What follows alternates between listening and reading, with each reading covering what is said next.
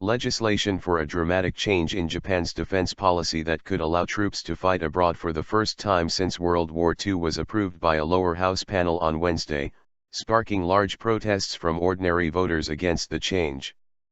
Prime Minister Shinzo Abe says a bolder security stance, welcomed by key ally Washington, is vital to meet new challenges, such as those from a rising China.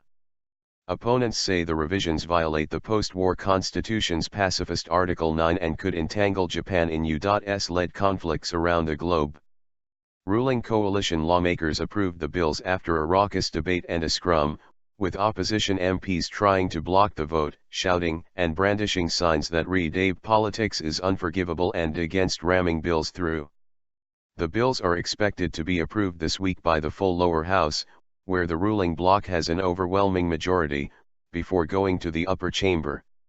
Abe now faces his biggest challenge since taking office in December 2012, vowing to revive Japan's stale economy and bolster its defense. His ratings have slipped over voter concerns about the plan to drop a ban on collective self-defense, or fighting to defend a friendly country under attack, besides doubts on other signature policies.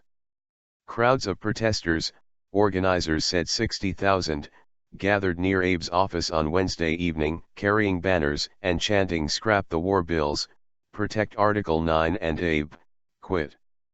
Demonstrations have been growing and more are planned. Kyodo News Agency reported there were protests in other parts of the country. Abe's disapproval rate rose 5 points to 42% in an Asahi newspaper poll released on Monday, versus a support rate of 39%.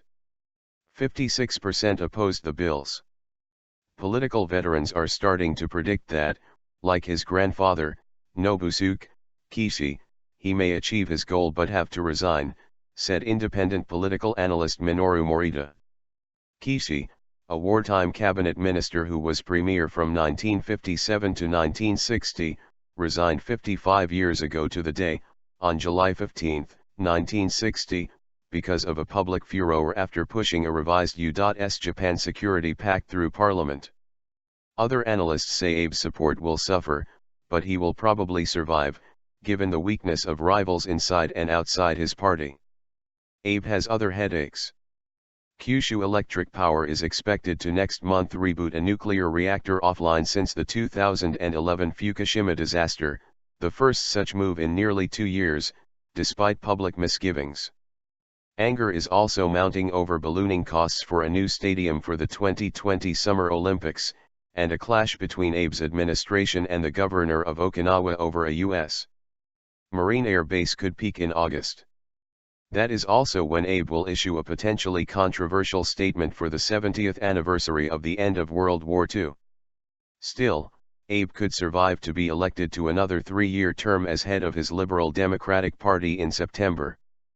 People think there is something strange about the Abe government, but what is supporting him is the economy, said political commentator Atsuo Ito.